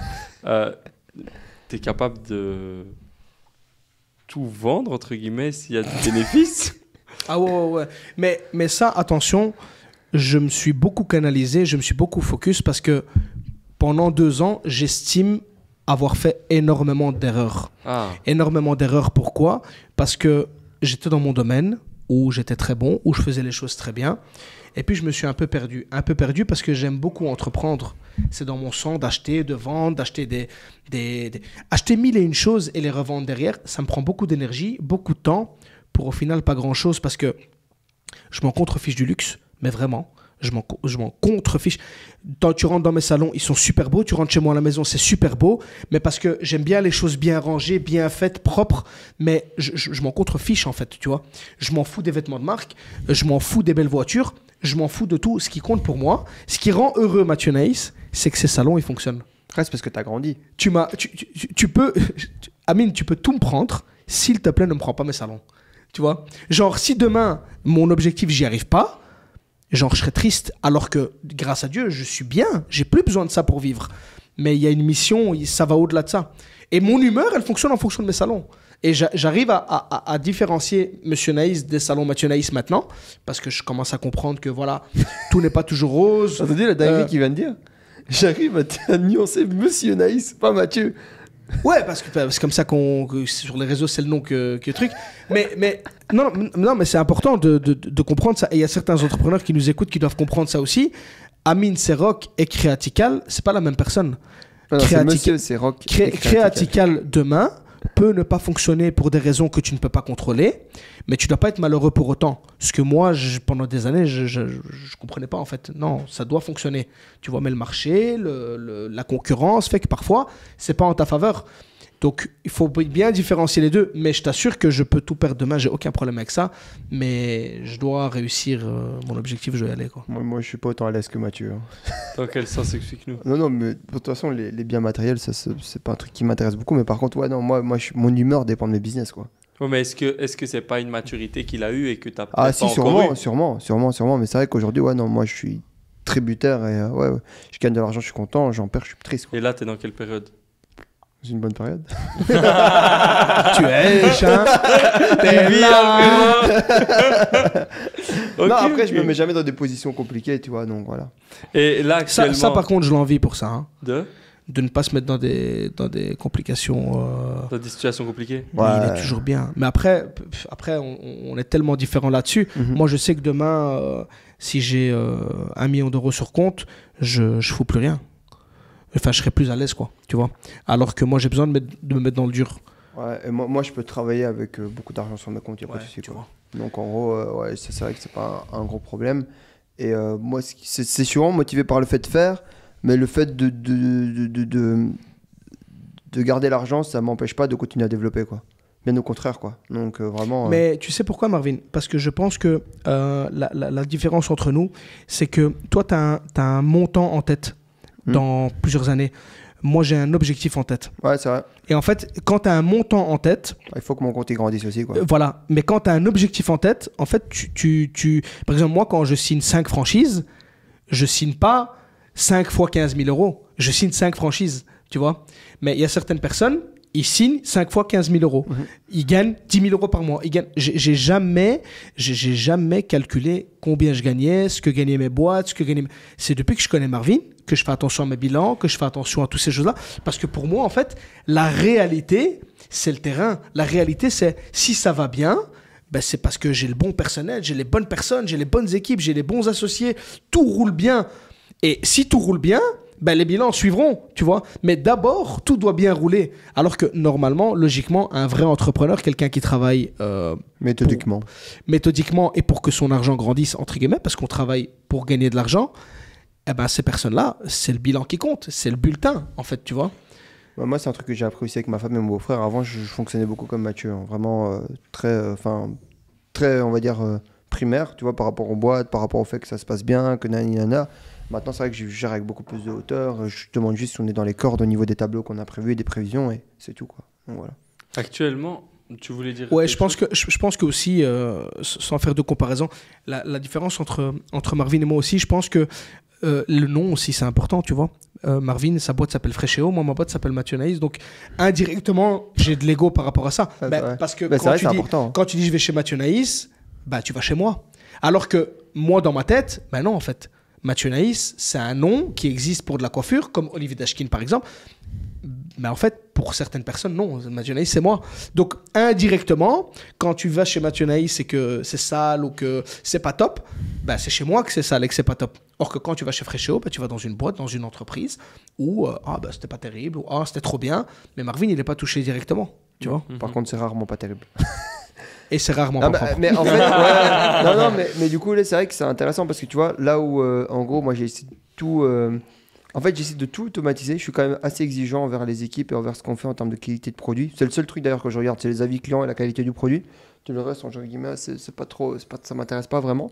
Mais c'est vrai que, en gros, je suis en même temps très proche et à la fois détaché, quoi. Donc voilà, parce que ça reste moi qui l'ai créé, du coup ça reste entre guillemets lié à moi. Mais c'est vrai que je regarde mes camionnettes, ça toujours bien nickel, mes plats nickel, mes étiquettes, mes machins, mon site, tu vois. Tu sais de tout bien faire, malgré qu'il y a plein de trucs que je maîtrise pas. Mais on essaie de faire de son mieux, quoi. Est-ce qu'actuellement, vous êtes dans... c'est quoi vos problèmes actuels? Je sais que par exemple, toi, Mathieu, on a pu en discuter, tu es de retour sur le terrain. Je sais que Marvin, tu as eu une période, il n'y a pas très longtemps, tu étais aussi de retour sur le terrain. Moi, je voulais un peu parler de ça avec vous, voir chacun comment vous as géré ça dans le passé et tu gères ça maintenant. Explique-moi un peu tes journées, Mathieu. Tu retournes sur le terrain alors? Moi, il faut savoir que je suis bien entouré dans le sens où j'ai beaucoup de gens qui font le travail que je n'aime pas faire. Tu vois, comme l'admin, comme toutes ces choses-là, que c'est le problème de beaucoup d'entrepreneurs, qu'ils n'ont pas assez de sous pour bien s'entourer. Donc, pour le coup, tu sais, vivre son lifestyle, sa vie, ses enfants, payer des gens, c'est compliqué, tu vois, de tout faire en même temps. Moi, j'ai pu le faire parce que j'ai la partie IMO sur le côté. Donc, j'ai pu bien m'entourer, gagner un peu moins avec mes salons, mais que ça soit bien géré. Mais le souci principal pour lequel je suis revenu sur le terrain, c'est qu'il faut l'ADN Mathieu Naïs, il faut l'état d'esprit Mathieu Naïs, cette force de caractère, cette motivation, cette manière de réveiller les gens, tu vois. Et mes coiffeurs, les gens qui travaillent avec moi, les gens qui travaillent pour moi, ces gens-là, ils avaient besoin de ce peps-là. Quand ils venaient travailler chez nous, ils voulaient absolument me rencontrer. Et parce qu'ils savent qu'on est la moyenne des 5 personnes qu'on fréquente le plus. Et donc, pour le coup, eux, ils se sont dit, mais moi, je veux fréquenter ce mec. Moi, j'ai commencé un métier alors que le mec, il a, entre guillemets, fini le jeu. Mais moi, j'ai envie de le voir. Et puis, quand il vient chez moi et qu'il ne me voit pas, c'est pas pareil, tu vois. Et donc, mais moi, je l'ai beaucoup fait pour ma franchise. Vraiment pour que demain, mes franchisés ne manquent de rien et tout ce qu'il faut. Et ils arrivent et ils se disent, le mec, il n'a pas 15 ans de cheveux blancs pour rien. Le gars, ça fait 15 ans, il est dedans. Il a donné sa vie pour que... dis-toi que la semaine passée, j'ai eu un souci avec quelqu'un et j'expliquais à Marvin, je vais aller au bout du souci pour mes franchises. Parce qu'en terminant ce souci-là, je vais apprendre une nouvelle chose pour mes franchises. Or qu'avant, j'aurais arrêté directement avec la personne. Et t'aimes bien cette période où t'es de retour sur le terrain? Ça se voit pas. C'est moi, quoi. Vraiment, j'aime bien. Ça t'avait manqué? Ça m'avait beaucoup manqué parce que, comme dit Marvin, il y a des gens qui sont faits pour travailler en altitude, il y a des gens qui sont faits pour travailler sur le terrain, il y a des gens qui sont faits pour faire les deux. Il faut savoir qui tu es vraiment. Et aujourd'hui, dans la phase dans laquelle je suis aujourd'hui, ça veut dire que je passe 2 à 3 heures par jour dans mes salons et le reste du temps, je suis en altitude parce que mes équipes le font très bien. Je suis au courant de tout. Et là, je suis heureux. Tu vois? Or qu'avant, quand je travaille uniquement en altitude, il y a beaucoup de détails que je négligeais, enfin que je ne calculais pas parce que je m'en fiche que quelqu'un est en retard ou je m'en fiche. Aujourd'hui, je m'en fiche pas. À 9h pétante, je suis sur les caméras, je vois un coiffeur qui se lave les cheveux à 9h05 ou qui se met de la wax à 9h05 alors qu'un client il attend. Je disjoncte, j'appelle direct au salon. Et là, j'ai le numéro de tout le monde, je suis en contact avec tout le monde, je parle avec tout le monde, mais ils ont bien compris que c'est pas moi qu'il faut appeler quand ils sont en retard, tu vois. Ils appellent directement leur supérieur et ça se passe très bien, tu vois. Mais ils voient un Mathieu Naïs heureux, content. Quand je vais dans les salons, je donne de l'énergie. Ils ne me voient pas comme un patron en mode... Après, ils ont toujours ce truc de patron, mais ils ne me voient pas comme le dictateur qui vient, qui dit « Pourquoi tu n'as pas fait ça ?» Quand je dis à quelqu'un « Pourquoi tu n'as pas fait ça ?» C'est pour son bien. Pour que lui évolue. Tu es venu chez Mathieu Naïs pour apprendre. Tu es venu parce qu'on est les meilleurs. Tu es venu parce qu'on veut diriger. Ok, sois cette personne-là. Si tu n'es pas prêt à être cette personne-là, va jouer en Jupiler League parce que nous, on joue en Champions League. Et ils adorent ça, tu vois. Ils aiment trop quand j'arrive et que je les allume, tu vois. Parce que c'est pour leur bien, pour le bien de l'institution, pour leur bien aussi, pour qu'ils comprennent que je suis pas n'importe où. Et là, quand ils se parlent entre eux, ils se disent « Ok, maintenant on a compris c'est quoi Mathieu Naïs, maintenant ils sont contents, quoi, tu vois. » Tu retrouves des similitudes dans son discours avec ton expérience et ton retour sur le terrain il n'y a pas longtemps? Alors, déjà, moi, je suis pas du tout comme Mathieu. Donc Mathieu, mais c'est vrai, Mathieu est un rayon de soleil. Fondamentalement, je dis pas ça parce que c'est mon pote ou quoi. Mathieu, partout où il va, partout, tu le mets partout, tu vois. Il brille, tu vois. Donc vraiment, et c'est parce qu'il a besoin et c'est parce qu'il est comme ça, tu vois. Donc c'est sa personnalité. Là où, en fait, c'est un non-sens complet que Mathieu n'ait pas de contact avec ses équipes, quoi. Donc tu vois, parce que la motivation première pour laquelle il travaille, c'est pour Mathieu, quoi. Donc voilà. Et aussi, c'est un business de talent. Et comme l'a dit Mathieu, ce qu'il y a de bien, c'est que ça reste quand même dans sa niche, tu vois, le meilleur, tu vois, à tous les niveaux. Là où moi, tu vois, je dois un peu faire un assemblage avec le talent de chaque personne parce que je sais pas faire grand-chose. Tu vois, et du coup, je sais pas aller motiver des gens sur des trucs que je fais mieux qu'eux, alors que c'est pas vrai. La plupart des gens dans mes équipes le font pas mieux. Donc voilà. Et du coup, ouais, non, moi, quand je retourne dans mes boîtes, en général, c'est pour couper des coûts, pour remettre des process en place, pour prendre des consultants qu'on va payer très cher pour remettre d'autres trucs en place parce que les premiers ont pas marché. En général, quand je retourne, c'est pas chouette, quoi. Parce que c'est pas C'est marrant. dans des moments critiques. En Ouais. fait, Marvin, pour commencer à très très bien le connaître, Marvin, c'est un vrai entrepreneur et c'est quelqu'un qui n'a pas peur demain de passer à autre chose. De commencer à vendre des gommes, de commencer à vendre des stylos, de commencer à vendre des plaques, de commencer... En fait, Marvin, il entreprend parce qu'il est fait pour ça, parce que c'est ce qu'il aime. Et à aucun moment, en fait, il est attaché à quelque chose. Tu vois, contrairement à moi où vraiment je suis attaché à ce que je fais, donc je veux que tout soit bien fait. Et là où moi je me suis un peu perdu pendant toute une période, c'était la période où j'ai essayé de faire comme Marvin et ça ne m'allait pas du tout. Tu vois, c'est comme si Marvin fait comme moi, passe sur le terrain, c'est pas Marvin quoi. Et c'est pour ça que dans une de mes vidéos que tu as très bien monté, je disais les gars, avant de démarrer, apprenez à vous connaître. Moi je sais que si je reste assis pendant 1 heure avec vous et que je suis pas l'animation du truc, je m'endors en fait. Et tu me reconnais pas, tu vas dire mais c'était pas Mathieu dans cet épisode. Et vraiment apprenez à vous connaître parce que quand vous apprendrez à vous connaître, c'est là que vous serez sincèrement heureux. Tu vois. Et aussi là où Mathieu, c'est plus difficile pour lui que pour moi, c'est que Mathieu a du talent. Mathieu a réellement du talent par rapport à la coiffure. Tu vois, moi j'en ai aucun de talent. Donc en gros, tu vois, c'est pas pareil. Tu vois, en gros, c'est vraiment pas la même chose. Par contre, il a aussi un énorme bagou commercial. Quoi. Mathieu peut vendre très bien, voire même aussi bien que moi. Quoi, tu vois. Et du coup, en gros, bah, fatalement, tu peux pas être bon partout. Et derrière, ça permet de créer un équilibre. Mais je pense, non, moi, quand j'y retourne, c'est pas cool. Et lui, avec ce trait de personnalité-là, quand il retourne, c'est cool. Mais il y a des trucs, tu vois, où c'est l'inverse. Tu vois, il y a des trucs que moi, j'adore faire et que lui déteste faire. Tu vois, et ça dépend en fait simplement de la position, du caractère de chacun. Quoi. Super, merci les amis. Alors maintenant, on a bien discuté. Merci beaucoup à vous deux pour vos échanges. Plaisir. On va passer à un moment donné. Ah, je croyais qu'on allait se battre. Non, c'est pas ça le jeu. Maintenant, on va passer aux choses sérieuses. Levez-vous. On a préparé une cage.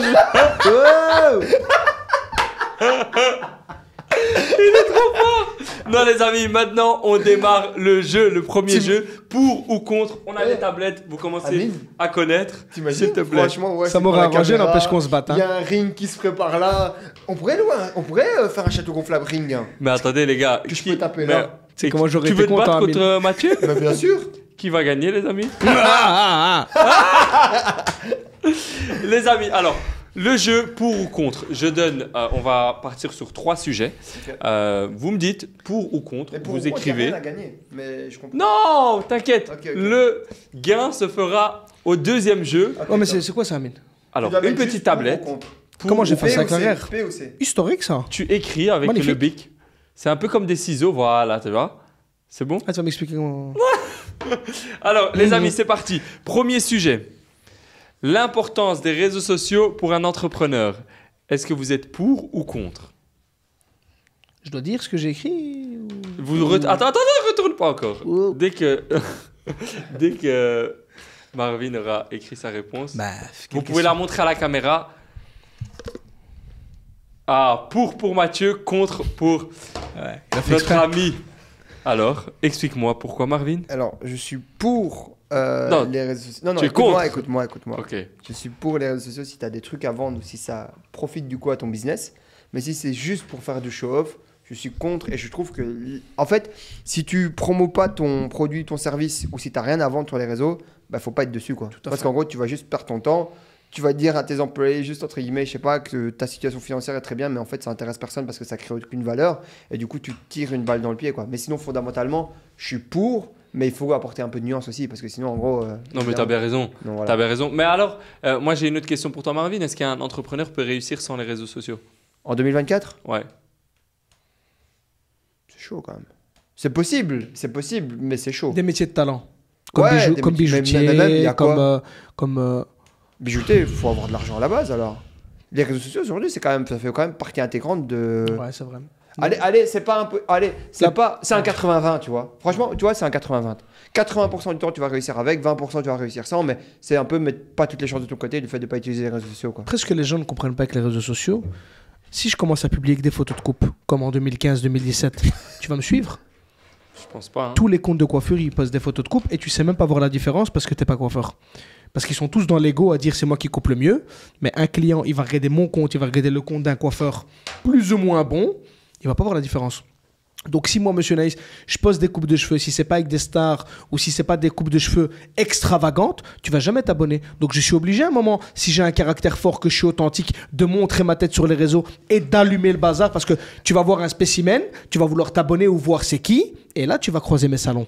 Donc là, à un moment donné, je le fais pour cette raison-là. Mais si tu es simplement, comme il dit Marvin, tu montes des montres comme un teubé, tu vois. Tu montes des montres pour montrer des montres. Mais ou... nous, quand on monte des montres et quand on monte des voitures, c'est parce qu'on sait que demain, je vais te dire un petit exemple. Moi, quand je montre une voiture, c'est parce que je vois quelques fatigués, quelques secs pas comme il dit Marvin dans les réseaux qui disent « Ouais, mais t'es qui? Tu te prends pour qui ?» Mais je suis qui? Tiens, je suis qui, mon ami? Voilà, je suis qui. Non, mais c'est la vérité. Parce qu'à un moment donné, quand tu montes, c'est pour te prouver. Tu dois te justifier auprès de ces gens-là. Parce que tu fais des vidéos un petit peu... t'expliques comment faire des affaires et compagnie, et les gens savent pas qui tu es. Bah, tu montres ce que tu as, parce que automatiquement, quand tu montres ce que tu as, ah ouais, ok, donc c'est quelqu'un. Ouais, c'est malheureux, mais c'est vrai. Hein. Mais c'est malheureux, mais c'est vrai. Regarde, je mets plus de voiture, je mets plus de rien dans les réseaux sociaux. La plupart du temps, je me fais allumer. Je recommence à poster mes voitures, je recommence à poster là où je vais en vacances avec ma femme, là où on part avec Marvin. Mais tu peux être sûr que dans la semaine, t'as que des fans. Bah, c'est facile, tu vois. Ok. En fait, Prochain sujet. Je pense que le... Ouais, excuse-moi, vas-y. Prochain sujet. Alors. Il est chaud, le Mathieu. Investir dans l'immobilier quand on a une entreprise à côté. Est-ce que vous êtes pour ou contre? Est-ce que c'est judicieux d'investir dans l'immobilier au lieu d'investir entre guillemets dans son entreprise? Mathieu.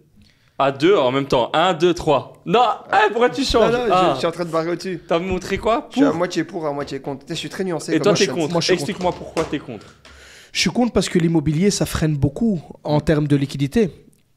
Si je n'avais pas... Regarde, si Mathieu Naïs, avec 8 salons, n'avait pas investi dans l'immobilier, j'aurais eu des meilleurs bilans, j'aurais eu beaucoup plus de salons, j'aurais eu peut-être des associés qui auraient investi dans ma boîte, j'aurais eu peut-être aujourd'hui déjà ma franchise depuis 2 ans. Parce que j'ai investi dans l'immobilier, j'ai pas su le faire parce que tu mets à gauche tous tes fonds, tu mets à droite tous tes fonds, t'as pas assez de fonds pour faire ce que tu as envie de faire, mais t'as pas assez de fonds parce que tu as mis dans l'immo pour te garantir un truc. Au final, tu as tout, mais tu n'as rien. Alors que si tu vises uniquement l'immo ou uniquement le business, là, à ce moment-là, tu es focus sur une chose et tu peux la faire à 100%. Ouais. Tu es d'accord avec Mathieu? Je suis d'accord avec Mathieu. Donc voilà, maintenant, je pense que l'immobilier, ça reste toujours la clé de... La clé de Pandore, parce qu'en gros, si tu veux, c'est le truc qui te permet de capitaliser. Par exemple, aujourd'hui, moi je suis super heureux que Frécho ait son bâtiment, quoi. Ça, je me dis, chaque année, c'est de l'EBIT qui monte facilement, tu vois, en gros, c'est un truc de toute manière que j'allais payer, c'est un actif facile. Alors, c'est vrai que par contre, ouais, ça vient plomber ta trésor méchamment, tu vois, en fonction de ton achat. Et donc, c'est une question de vision. Tu verras des boîtes qui veulent scaler très fort, ne vont jamais investir dans l'immobilier ou très peu. Et des boîtes qui, au contraire, ont une gestion beaucoup plus bon père de famille, comme moi je peux avoir ou Mathieu peut avoir.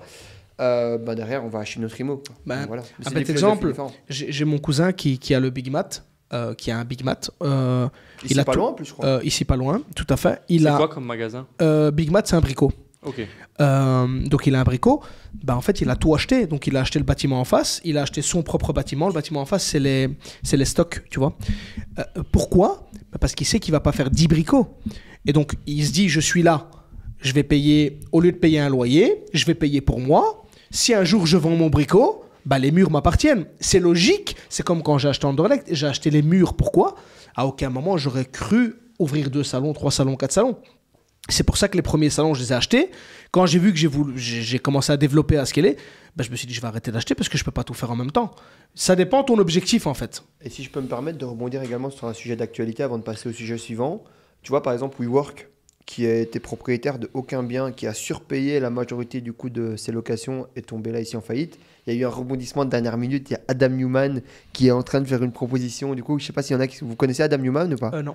Du coup, c'est l'ex... Tu connais, toi, Amine, ou pas? Non. C'est l'ex-CEO de WeWork. Pour la petite anecdote, du coup, il fait WeWork. WeWork, en gros, les comptes, il n'y a rien qui va, etc. Bref, il le dégage. Mais le gars, je crois qu'il part avec 1 milliard. Donc, 1 milliard de dollars. Ouais, il est très, très bien sorti. Le mec, c'est un gourou. Enfin, bref, sa boîte, etc. C'était un truc de fou. Business model pas viable. Bref, il sort, je crois, il y a 2-3 ans avec 1 milliard. Et là, ici, du coup, maintenant, il revient Donc voilà, il a refait une proposition, je crois, à 250 millions et WeWork est en faillite en fait, donc il est en train de faire banqueroute. Par exemple, celui à la Botower Tower. Ok. Botanic. Tower, pardon, excuse-moi. Ben, par exemple, les plateaux WeWork vont être disponibles. Et du coup, en gros, le gars est en train de refaire une offre. Mais tout ça pour dire que si eux, ils ont choisi la croissance à la place de la stabilité, mais que derrière, le plus grand loueur de bureaux n'était pas propriétaire de ces bureaux. Et c'est pour ça qu'aujourd'hui, ils ont fait faillite, quoi. Une des raisons parmi toutes celles qui existent, quoi. Et alors, on va passer au sujet suivant. L'importance du mentorat et du coaching dans les affaires. Ah. Est-ce que vous êtes pour ou contre? Est-ce que c'est indispensable, en tout cas, pour accélérer le succès? Est-ce que c'est indispensable, selon vous, Oui. d'avoir du coaching, du mentorat pour accélérer son business? Donc, pour ou contre le mentorat, le coaching pour accélérer son business? Prêt? Ouais. 1, 2, 3. Pour et pour, ok. C'est compliqué d'avoir de la nuance sur un truc qui est aussi évident en fait. Là, c'est compliqué, tu vois. En fait, c'est même vraiment très compliqué de mettre de la nuance là-dessus. Autant l'IMO, les machins, tu peux mettre de la nuance. Mais vouloir faire du business sans mentor, sans investisseur, sans contact, sans gens qui sont plus développés que toi, bah, c'est du suicide. Ouais, ou tu fais du business de quartier, quoi. Ouais, même là, t'es inspiré par l'épicier du quartier. Il y a toujours quelqu'un qui t'inspire et qui te regarde un mentor. Tu sais, En fait, moi, il y a un truc que je comprends pas, les gars. Excuse-moi de te couper, Marvin. C'est le gars qui se dit j'ouvre mon épicerie. À côté de ça, j'investis dans l'IMO et je fais ça toute ma vie. En fait, à quel moment tu te dis je reste 14 heures par jour dans mon épicerie et à aucun moment je me dis je vais un peu déléguer, je vais essayer de en faire 2, 3 pour que ça rapporte comme une, mais je vais être moins là. Enfin, à quel moment, en fait, ces gens-là se disent je vais faire ça pendant 20, 30 ans, 40 ans, sans discuter avec d'autres gens, parce que quand tu es à 14 heures dans ton business, tu n'as pas le temps de discuter avec des gens. À un moment donné, moi, quand je suis sorti en 2022 de mes commerces, c'était pour rencontrer des gens comme Marvin et essayer de comprendre est-ce que je suis dans le bon chemin ou pas. Mais il y a beaucoup de gens qui ne se posent pas de questions et qu'est-ce qu'ils font? Ils vont sur TikTok, ils voient que toi, tu es occupé, tu es dans une voiture, tu n'es pas en train de travailler, t'expliquer un truc et ils t'allument. Mais ils t'allument parce qu'en fait, eux, ils sont dans leur petit business et à aucun moment, ils se sont dit peut-être ce mec, il a raison en fait. Peut-être j'ai à apprendre de ce mec et c'est gratuit. Je vais sur TikTok, je scrolle, je tombe sur un mec qui a de l'expérience, qui m'explique ce qu'il a fait. Il y a plein de gens qui rigolent sur mes vidéos parce qu'ils sont 10 niveaux au-dessus de moi. Ouais, bien sûr. Mais si tu es un peu en dessous ou si tu es pareil, écoute, pourquoi tu te fous de ma gueule? Pourquoi tu rigoles sur moi? Et en fait, j'arrive pas à comprendre ce truc-là. Donc d'office, c'est pour. Pourquoi c'est pour? Mais parce que d'office, il faut un mentor, il faut apprendre, il faut évoluer, il faut essayer d'aller plus loin. Et enfin, La vie est faite que de ça, hein, de mentorat. Les deux petits jeunes que j'ai rencontrés tout à l'heure, tu vois. Pareil, ils m'expliquaient, hein, ils ont été mentorés par des gens. Tu ne peux pas évoluer sans mentorat, enfin qu'on m'explique une seule personne.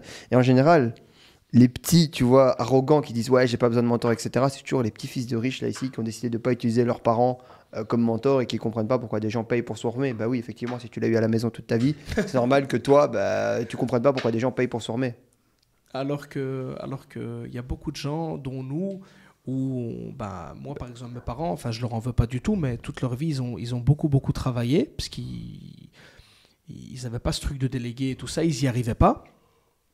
Moi, j'ai jamais parlé business avec mon père avant d'ouvrir mon premier salon. Je savais même pas c'était quoi un numéro de TVA. Je savais même pas payer. Enfin, je connaissais rien de la vie, quoi. Parce que mes parents n'ont jamais eu le temps et n'ont jamais pris le temps pour m'expliquer tout ça. Mais si demain, mes enfants demain, ben c'est normal qu'ils rigolent sur les gens qui vendent des formations. Parce qu'ils vont se dire, mais mec, qu'est-ce que tu fais? Tu racontes n'importe quoi. On sait ça. Oui, toi, tu sais. Parce que tu es le fils d'un tel. Mais peut-être que quelqu'un d'autre, il n'a pas eu cette chance, il est fils de salarié.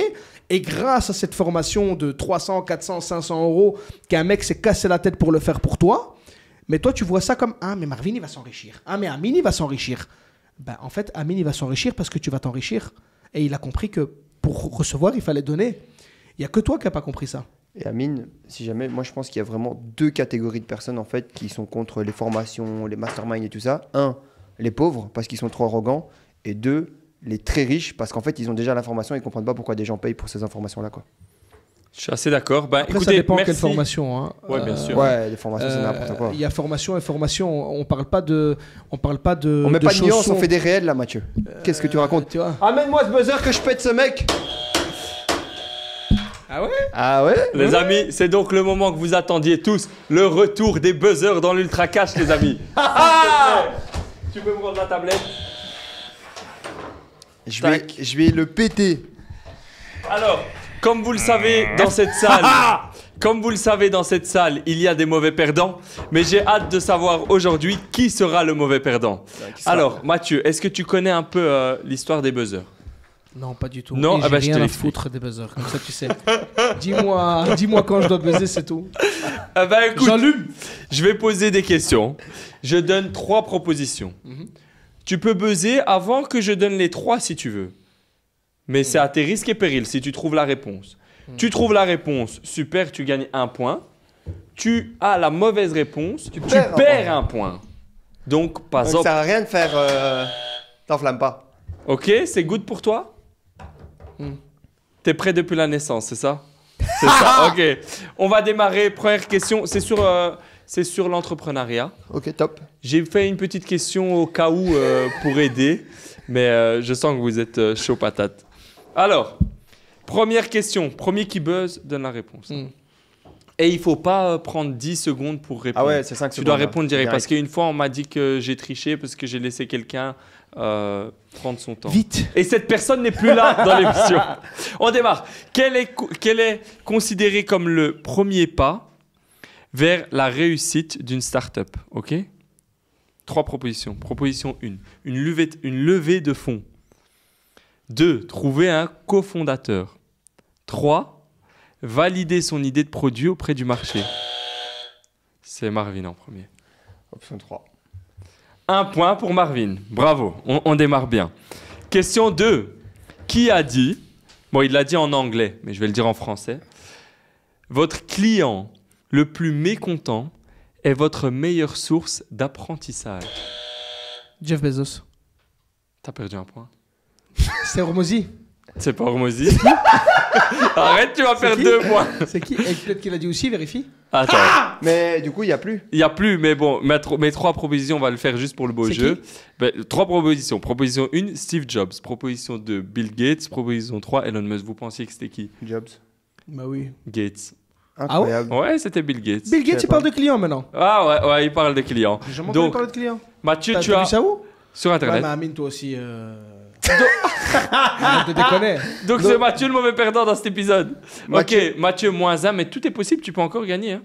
Et Marvin, 1 point.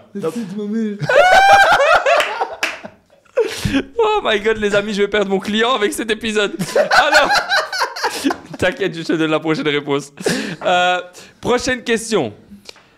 Dans le monde de l'entrepreneuriat, que signifie bootstrapping? Ok? Mais t'es fatigué, Amine. Franchement, tu poses de ces questions incroyables. Mais en même temps, on va apprendre aux gens, ça Mais veut dire quoi le bootstrapping? Bootstrapping. Alors, bootstrapping, ça veut dire, proposition 1, démarrer une entreprise sans ou avec peu de capital externe.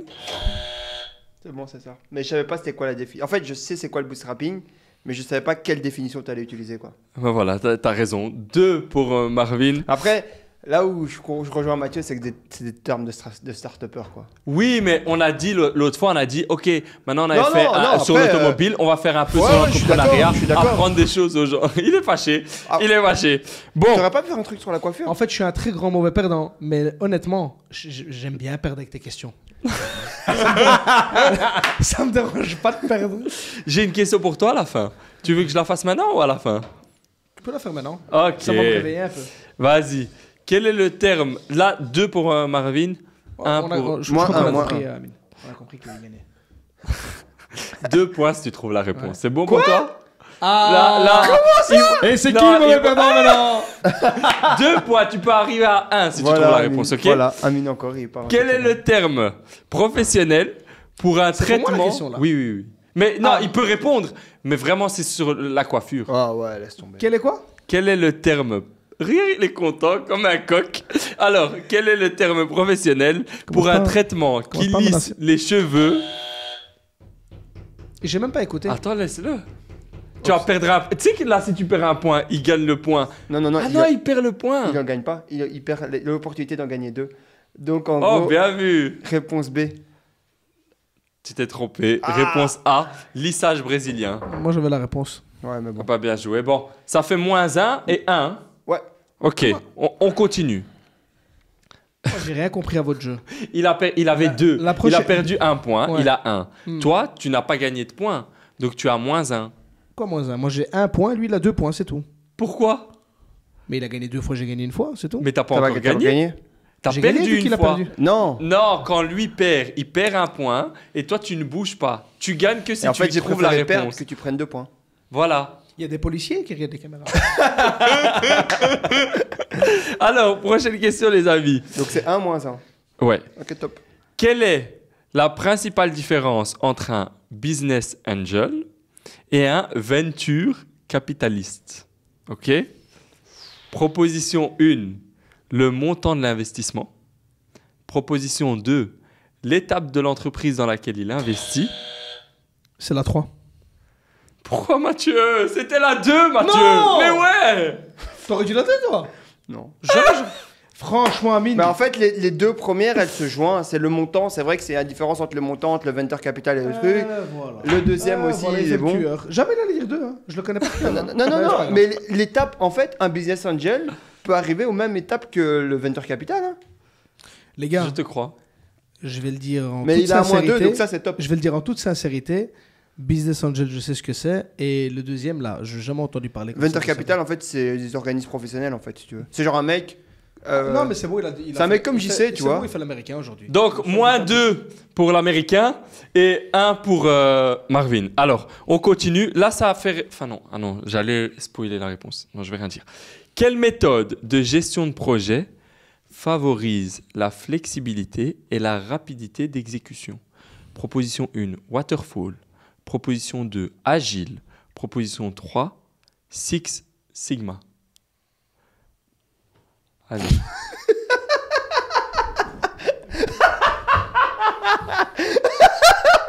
Proposition 1, Je vais dire Waterfall. Je vais dire une chose. Je peux dire une chose. Moi, je dirais la 2. Mais buzz, buzz. Tu sais pourquoi je dirais la 2? Non. T'as parlé d'agilité au début. Ouais. Et la 2, c'est agile. Ben, je vais dire agile. Et il a la réponse. Bien joué, Mathieu. Bien joué, le Mathieu. Alors, ça fait combien? Ça fait moins 1 et 1. Les amis. Attends, ça fait moins 1, 1. Ok. Dernière question, 3 points. Ouais, non, t'abuses. Obligé, il Mais faut du non. suspense pour qu'on s'amuse. Ok. Tu vois, c'est toujours ça le problème. Tu vois, Ok. 3 points la Frère, dernière question. moi, ça me fatigue. Franchement, je sais même pas pourquoi je réponds sur les premières. À chaque fois, je me retrouve dans une sauce, frère. Messon, il gagne 8 points. Mathieu, il en gagne 3. Messon, il me manque, les gars. Moi, j'ai plus de points. Et frère, c'est quoi cette dinguerie? Jouer normalement? T'es pas joueur. Non, frère, moi, j'ai gagné. J'ai Non, pas, allez. J'ai pas besoin de gagner. Franchement, je vais dire Eh, un truc, Amine, il a raison. C'est n'importe quoi. Merci, Mathieu. Mais la vérité, il a raison. Mais j'avais envie de t'aider. Mais t'as pas besoin de m'aider Encore parce que j'aurais pire. perdu. Eh ben, tu sais quoi? Ah, tu crois que moi, je suis le genre de caractère à gagner en m'aidant? Ok, c'est parti. Je préfère perdre sans point, aide. 1 point alors. Pas de problème. On va voir si tu vas gagner. Et toi, 2 points? Non, 1 point pour chacun. Celui qui gagne, il gagne 1 point. Ah, Celui donc, qui moi, perd, j'ai il jamais eu perd un droit à point. 2 points. Mais ok, ça va. Tu veux 2 Moi, points? j'ai jamais eu droit à 2 points. Si, la coiffure. Pourquoi vous vous battez, les amis? Retire. Amine, commence pas à faire l'animateur, hein. Oh, je vous aime. Oh, même la tablette, elle est tombée. Amine va se taper en live. Le mec, il Appelez la police. Il arrive, il prend le micro, il lui met un coup de micro, il est ses animateurs. Il y a toute l'équipe derrière. On est en tournage. Il a oublié qu'on tournait. Les amis, je vais vous dire quelque chose. Moi, Mathieu, c'est mon client. Et on a fait une vidéo. Là, il y a 2 semaines, on a fait un tournage. Mathieu, en plein tournage, c'est pas une blague. Je lui ai montré la vidéo là tantôt. Il m'explique c'est quoi une bonne gifle. Il m'explique, il y a 2 types de gifles. Il y a la gifle avec les doigts et la gifle avec toute la main. Et celle avec toute la main, elle peut déconnecter quelqu'un. J'ai la vidéo, les amis. Si vous voulez, je peux vous tiens mettre à un dire extrait. je tiens à dire que je parle beaucoup, mais je ne fais rien. Comme ça, vous savez, j'ai un caractère un peu fort, mais je... Non, c'est juste du plaisir, on rigole, on s'amuse. Hein. Ouais, bien essayé, Amine, de me faire passer pour... Prochaine question. que je suis. Prochaine question et la dernière, les amis. Alors, quel terme décrit une entreprise temporaire établie pour rechercher un modèle d'affaires répétable et En évolutif? fait, c'est un néerlandophone, lui, à la base. Parce que quand il pose des questions, il s'arrête en pleine question. Faut pas s'arrêter, frérot. Tu tu peux répéter, s'il te plaît. J'arrive pas à me concentrer, j'ai trop d'énergie. Oh, les amis, c'est trop drôle cet épisode. Alors, quel terme Non, je rigole. Quel terme décrit une entreprise temporaire établie pour rechercher un modèle d'affaires répétable et évolutif? C'était Allez, mieux on comme y ça? Proposition 1, corporation. Proposition 2, lean startup. Proposition 3, ONG. Marvin. Eh, vite, hein? Ouais, je te jure, c'est vrai. Mathieu, tu peux. Ouais, Non, vas-y. c'est à lui. Il a besoin en premier, non? Vite. 1, 2, 3. un. Faux, moins 1. Ouais, T'as je sais donc pas. combien? Bah, 0. J'ai 0, ouais. Et tu as moins Moins 1. Moins 2. 0, moins 1. Y a Le personne gagnant, d'autre pour c'est Marvin. Félicitations, en tout cas. Mais tu sais que, je te jure, frère, on va vraiment passer pour des secpas à force de regarder ces trucs. C'est Lean Startup. Lean Startup, exactement. T'as pas perdu, mais tu vérifies quand même. Franchement, les gars, je suis encore trop pauvre pour ce genre de questions. Donc Mais tous les non, gens- Mathieu, c'est juste qu'en fait, le problème, c'est qu'on est des secpas. C'est juste ça. On n'a pas assez de termes, frère. On fait pas assez de culture générale. On est tellement concentré sur notre business. Comme je te disais, c'est comme les footballeurs. Dès que tu leur parles de la vraie vie, ils Ouais, comprennent mais, pas ce qui se passe. Marvin, je veux bien, mais on a commencé il y a 5 et 7-8 ans à travailler. Il y a 2 ans, on a commencé à comprendre ce que c'était un peu de liberté. Jusqu'à il y a 2 ans, j'étais dans une cave à couper toute la journée.